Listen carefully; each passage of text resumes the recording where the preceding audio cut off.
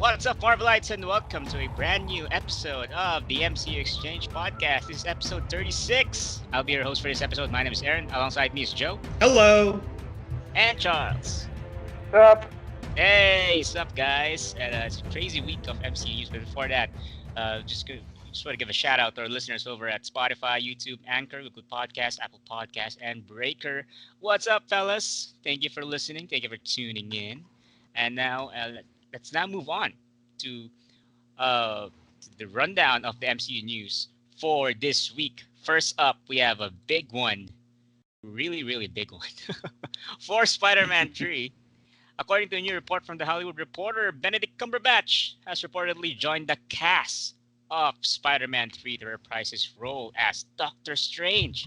The report notes that Stephen Strange will be playing a mentor role to Peter Parker in the film, similar to Tony Stark and Nick Fury's roles in Spider-Man Homecoming and Spider-Man Far From Home, respectively. And also, on a separate report from Deadline, they mentioned that Marvel Studios is reportedly planning for Cumberbatch to shoot for Spider-Man 3 first, and then move on to production for Doctor Strange in the Multiverse of Madness. And Variety also shared that Spider-Man 3 is now set to begin filming next month. Guys, Doctor Strange joining Tom Holland's Spider-Man for the trequel. This isn't a surprise because based on the earlier deal between Sony and Marvel Studios, they agreed that at least one MCU character will show up in a Spider-Man film, right? So, Charles, what do you think about this addition? Multiverse? I don't know, maybe mentor, like a Thor Ragnarok type of cameo. What do you think? I think at this point it's pretty clear that some multiverse madness is gonna happen in this movie. I mean, we sort of got at least an idea of what was gonna happen when they said Jamie Foxx was gonna come back. I was sort of deep down in a way. I was sort of hoping that this movie won't be that much of a multiversal story.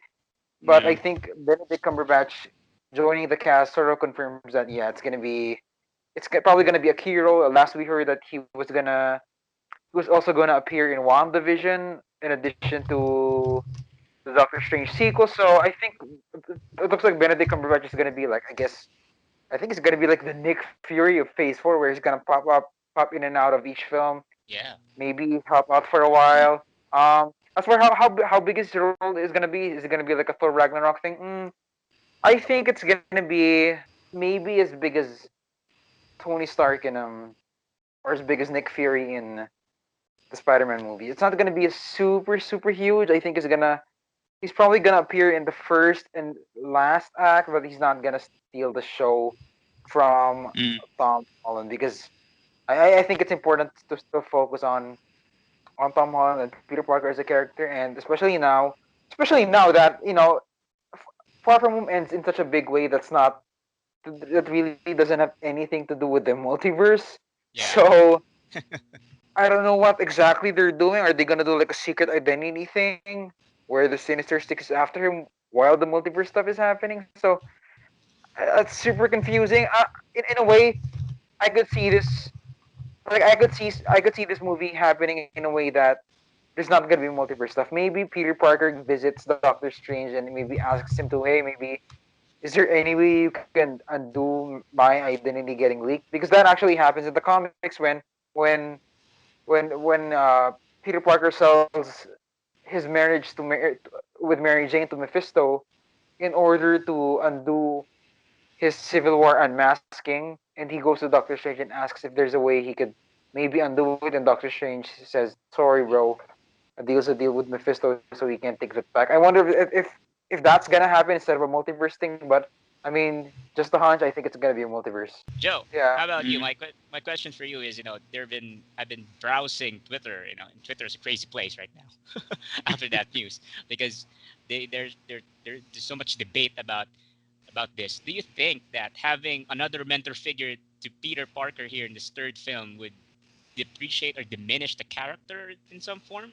Do you think about that, or no? It's gonna help him to move forward.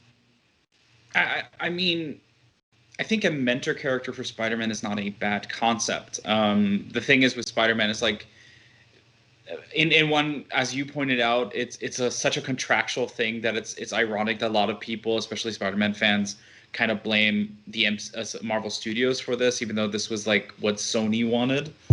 I do think that the interesting aspect of mentor roles in this franchise, Tony Stark built upon his introduction into the superhero world, like the bigger superhero world. He was already active as Spider-Man for some time. We just never saw it. We never witnessed that time. So he was pretty much introduced to a bigger world of superheroes. Nick Fury pretty much just, or, fake Nick Fury, let's say, he pretty much he had a mentor role, but it was more of I think the mentor role more went towards Happy. So it's like the how to live on with grief, because he still is a teenager. And I think in the comics, because he was so self-sufficient, that a lot of people forget that this version is much more closer to a real-life teenager who's learning about things. And we all have people we can confide in. And the advantage and the crazy thing about Spider-Man technically is a grounded, tech-based hero. He's in New York. He takes care of villains that use technology, sometimes supernatural origin. But he, at the same time, is highly connected to Doctor Strange's more multiverse aspect with the Spider-Verse concept.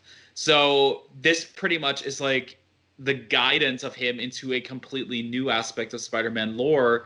And we don't know what kind of, mentor role will he have. Will Doctor Strange be more like, the hell are you doing? What happened? Or is he going to show up at one point and help at least make sense of it all? It doesn't have to be that, like with Tony Stark, Stark gave him the suit, yes, but he, it was still Spider-Man doing the things he did. He was still working on his own. And I think that it's going to be I don't expect like a huge role, but I do think there's going to be something rather interesting they're going to do with this as they insert the multiversal aspect.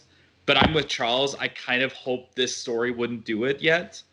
Mm-hmm. I do believe that to some degree it is Marvel Studios pretty much a failsafe. If Sony won't let them make any more movies, they can get away with the multiverse aspect, so they don't have to include characters they don't want to include. Yeah, incorporating a Spider-Verse storyline is, for me, it's too soon. Yeah. Because he's still a teenager, still finding his way, sort of. Yeah, but let's see. Let's find out. It's a Christmas movie. December 2021. It's gonna be a lot of characters in there. You're gonna have a lot of characters, and I'm really excited, for this Spider-Man Far From Home trequel. I don't know. Next up on the news is another MCU film. It's Thor: Love and Thunder. The biggest MCU films is Doctor Strange in the Multiverse of Madness and also Thor: Love and Thunder, and they're the tail end of Marvel's Phase 4. So let's talk about that. Thor: Love and Thunder star Natalie Portman recently sat down with Yahoo to discuss her new children's book and major moments of her career. During this chat, she was asked if she could give away any plot twists or details on her next appearance in the MCU. Portman responded with this intriguing tidbit of information, and I quote, "I can't tell you that much. I'm really excited. I'm starting to train to get muscles. If there can be all these female superheroes, the more of them they are, the better it is. I'm trying to think. It's based on the graphic novel of the mighty Thor. She's going through cancer treatment and is a superhero on the side." So, interesting tidbit there from Portman. She said that she mentioned the cancer storyline, but doesn't mean that the film will adapt the cancer storyline, because she's obviously referencing the graphic novel. So he's trying to train to get muscles. And Joe, what do you think about this? With all the multiverse talk, all the multiverse talk, do you think that Thor: Love and Thunder will be affected by this multiverse storyline? And the Jane Foster that we'll be seeing in this film. So that's been a thing I've been fighting with the whole time, because the juxtaposition of Jane Foster returning and becoming Thor is a great concept. And I was excited when they announced it, and she was holding Mjolnir, and I was like, oh, this is really cool. How does this connect to the story? It's about, what role does Thor have in this? And then slowly I was thinking, wait a minute. Where the hell is Mjolnir? We don't have Mjolnir. It's destroyed.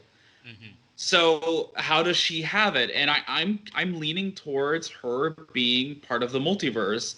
And I think that the actions that WandaVision starts in WandaVision might affect the entire franchise at this point. I kind of think that's why Black Widow was supposed to be the first film to release, because it's disconnected from that multiversal aspect. Or is it? We don't know. But it's, the big question is, if Mjolnir is rebuilt, then I would say it's not a multiverse aspect. But if not, the only way it could be would be multiverse. Um, it's going to be interesting. It's going to be a lot of fun to figure out how this all connects, because right now it is so confusing. Because the thing is I do wonder if they're going to work with the cancer storyline. Hmm. She's, she doesn't confirm it, but she does mention it. It is a integral part of Jane Foster's story as Thor. But like, will we see it? Will we get a feeling for it? I think.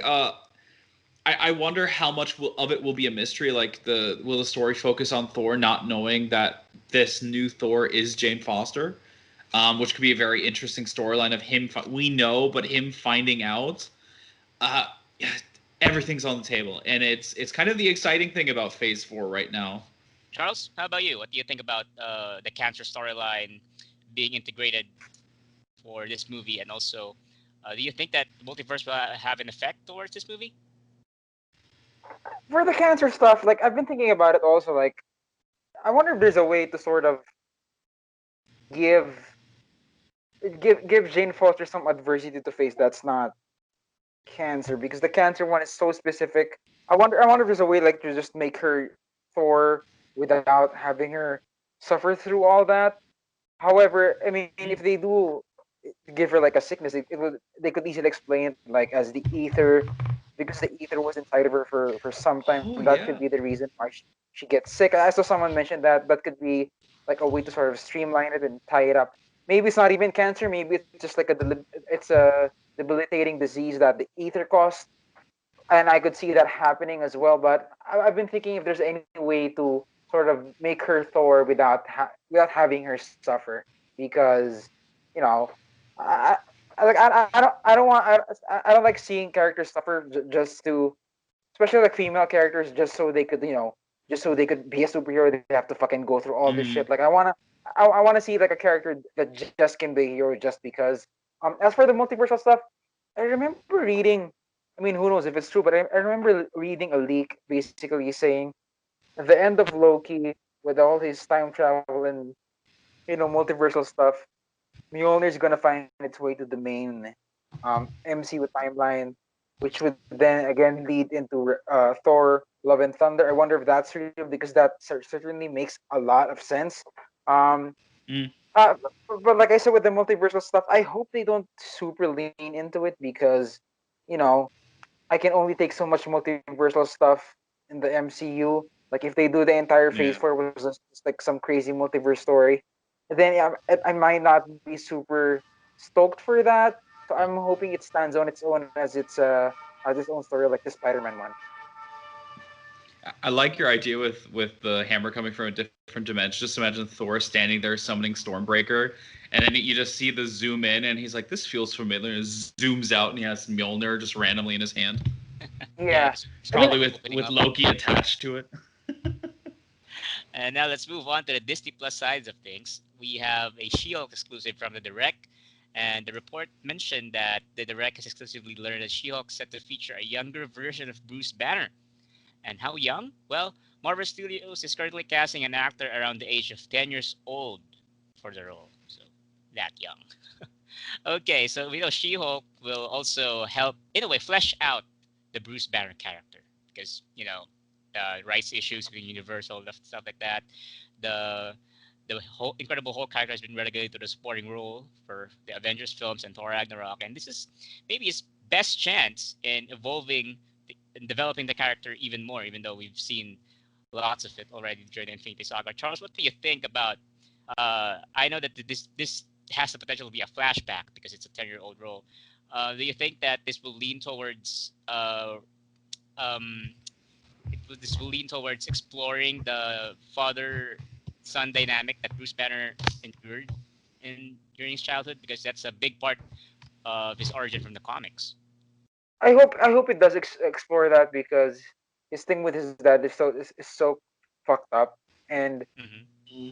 I wonder how that sort of seeps into adult Bruce's psyche because I mean, for the most part, especially in Ragnarok, Bruce kind of he's kind of a wacky, fun, light character. You don't really get to explore like his darkness anymore. Um, I think the only film to actually really explore that were Joss Whedon's movies, and the rest of his appearances were like for like comedic relief, like an Endgame, and in Ragnarok. So I am curious if they're gonna revisit some of that darkness for the character. Uh, I think because it's a She-Hulk show, I think the flashback is just gonna be him and Jen hanging out, or it's gonna involve She-Hulk in some way, and I don't think it's gonna be just like a Bruce Banner sort of centered flashback. He's gonna be part of it, but unfortunately, Mm. it's gonna be about him and Jennifer Walters. Now, Joe, you wrote an article about this, in Marvel's Multiverse. What do you think about this addition? And you mentioned that Hulk's greatest enemy, is his father. Can you dive into that? Mm. I think the potential is here. I do believe that the story will remain on She-Hulk, but this is the first chance we have to pretty much look at Bruce Banner as a character beyond his Dr. Jekyll, Mr. Hyde core problem he had until he just fused with Hulk. And the thing is that I believe that the potential here is to kind of I don't want them to make this the Hulk show because it is about She-Hulk. She's the at the core of the story. But I do believe that Jen, like the thing is in the comics, you don't really get an exploration of Jen and Bruce's relationship outside of they're cousins.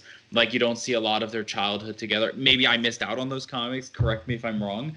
But this is a kind of a potential to show like what motivated Jen to become a lawyer. And I can imagine not only because in the comics her own mother dies, but also the way Bruce was treated by her father by his father could be an inspiration of her wanting to help people, and they can use that aspect to kind of flesh out both characters in an interesting way. Because the comics kind of highlight the fact that the abuse of his father is pretty much why he has that rage monster inside him. And this could open up the question of okay, how does that connect with Jennifer? Because we know that gamma radiation always has a different effect depending on the people, and they can kind of lean into that aspect by connecting their origins or their childhoods through this aspect. It's an exciting it's really exciting, and I think it's great that as the Hulk, we haven't really seen a film since 2008. Yes. That they're using this chance to kind of bring this all together.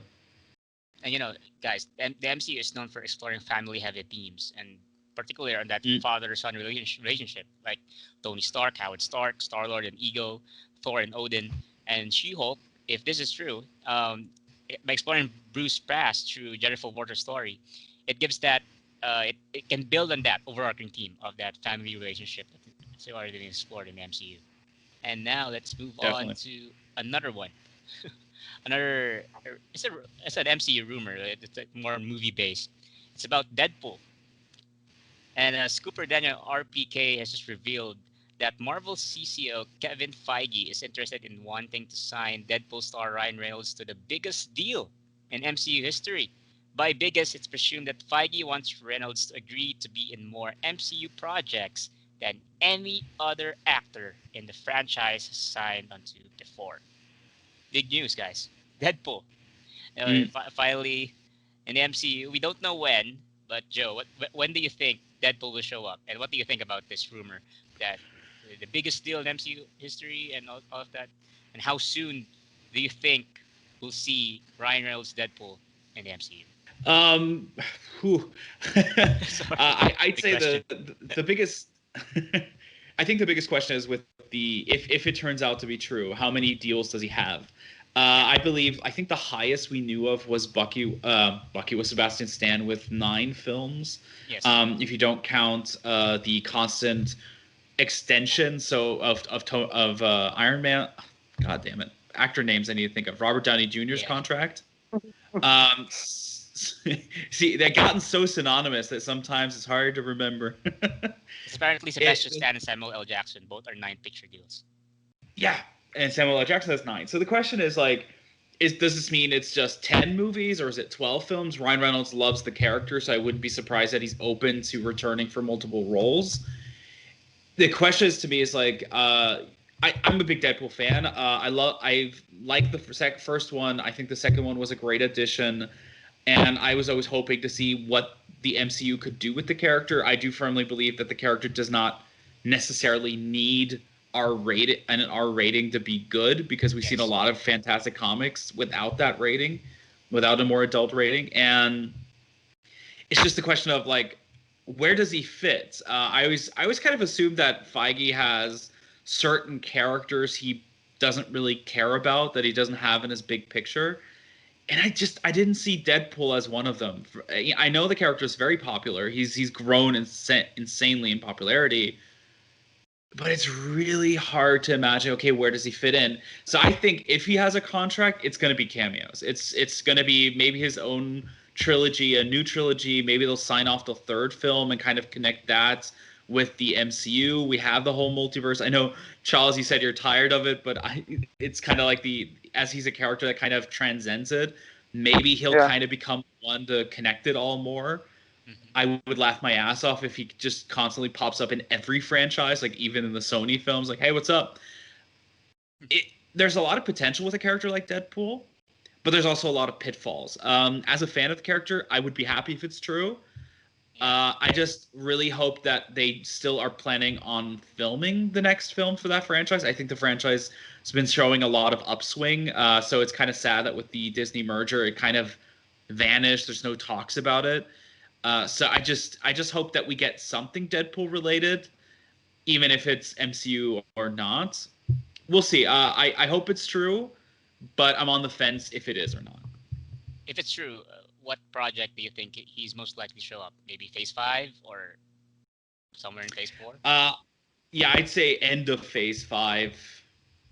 Phase 4 seems unlikely. Yeah. If he shows up in Phase 4, I could see him show up in Spider-Man because he has a big connection with that character, but at the same time, I don't want that film muddled as much as it already seems to be. Yeah. I'd say Phase 5 is the earliest. Yeah, Phase 5 might be, because there's a lot of movies already in Phase 4, and there's no movies yet in Phase 5, only 2, 3, I think, yeah. Charles, what do you think about this rumor, Deadpool?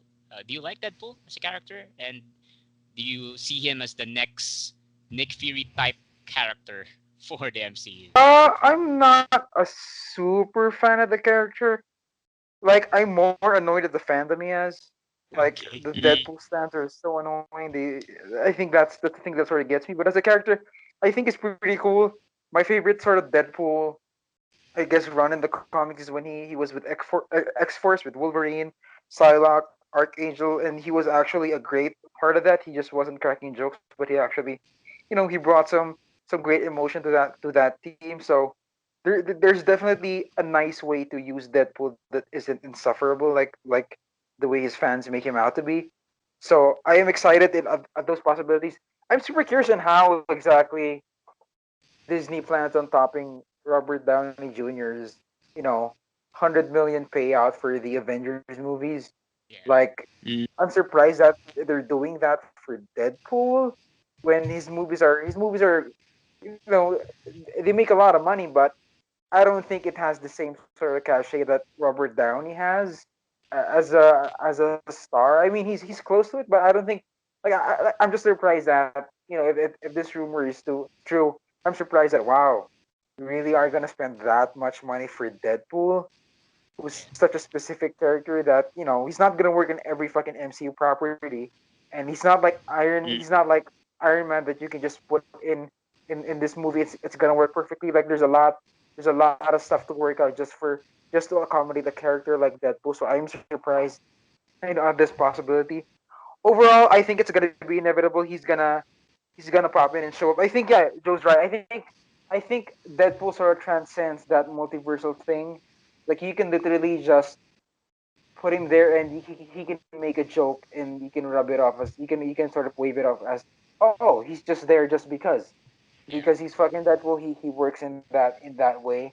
Um, so I think it's gonna happen, and I'm curious if it's gonna be sooner rather than later, because, you know there hasn't been a Deadpool movie since what? Since when was the last one? 2018. 2018, So yeah. 18, yeah. if it's gonna be a Phase 5 thing, it'll be like a couple of years since he showed up. But yeah, I could see this being like an end tag, like in some Phase 4 thing where we see him in one scene and people lose their shit over it. I would love it if it was a post-credit stinger where he shows up like at, let's say, Doctor Strange into the Multiverse of Madness. That's where he shows up. Post-credit stinger. He realizes he's in a different universes and just curses out because he won't be able to meet Wolverine, the version he loves as Hugh Jackman. Yeah. What I'm seeing from this deal is that maybe he is the post-credit guy now, post-credit sequence guy. Like, he is there at the end of each, not each, like one post-credit scene for every movie. Just like just make jokes and stuff like that. Just a follow-up Yeah. question, Charles, before we Yeah. finish up. Given the popularity of the Deadpool character, do you think that he will serve as the bridge to the mutants in the MCU, or if not, which character do you think is the most probable? Like I think the thing that could sort of bridge the idea of mutants is in the Eternals. Like that's the I guess the most streamlined way you could sort of bring in um this subset of the people that have a really specific mutation because of the celestials tampering with humanity. That's sort of the I guess that as far as the near future, that's the easiest way. I don't think Deadpool's gonna be the poster boy for mutants in the MCU. I hope not because he's his own thing, and I think of all the things the MCU can get right with the mutant is not making a Fox like a Fox like that will be the face of the Marvel Studios Yeah, mutant makes sense. property. I think they should honestly I think they should make it fucking Cyclops. Make him the poster boy Definitely. for the mutants. Like stick to what the comics did so well and make it Cyclops. Make him the face of the mutant kind. Joe, how about you?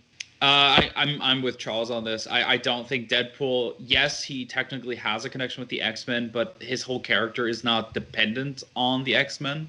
I think also the fact that like he himself isn't a mutant. He was just kind of given a gene. It would just be a disservice to kind of introduce the X-Men that way. I agree. I think Cyclops would be the best kind of representation for the X-Men. Wolverine kind of dominated it with the Fox films. I do want to see Wolverine. I kind of would be happy if they introduced Wolverine as a separate element from the X-Men to kind of give him his own story before they kind of put him back into that place. Yeah, it's funny because like the Eternals is. I agree absolutely. Eternals is the best gateway to that storyline, especially with we're going to explore the history of humanity. They can slowly build up to that moment. It's going to be interesting. I'm very curious what direction they go. I do hope that we get the X-Men sooner rather than later because I'm very curious what interpretation we get from the MCU. Yeah. But at the same time, right now with all this multiversal madness, it's going to be chaotic. I think Phase 4, and this is my biggest worry right now with all these multiverse and these crossovers, that they still keep it grounded to some degree. Like with Spider-Man, that is just not that the overarching story doesn't take away from the individual films in that sense. All right, that's about wraps it up for a rundown of MCU news. Go over to our website for all the articles at www.mcuexchange.com. You can also follow us on Twitter. That's twitter.com/MCUExchange. You can also go over to our YouTube account. That's youtube.com/MCUExchange for all the episodes, and also go to Spotify, Anchor, Breaker, Google Podcasts, Apple Podcasts. You can find all the episodes there. And please do follow me on Twitter. That's twitter.com/Aeronchino. That's AERONCHINO. You can also follow Charles on Twitter. You can follow me on Twitter at CFS Villanueva. You can also follow Joe on Twitter. I'm at thatabel, THATABERL. And that's about wraps it up for episode 36 of the MCU Exchange podcast. Till next time, guys. Keep safe, everyone. Bye. Till next time. Bye.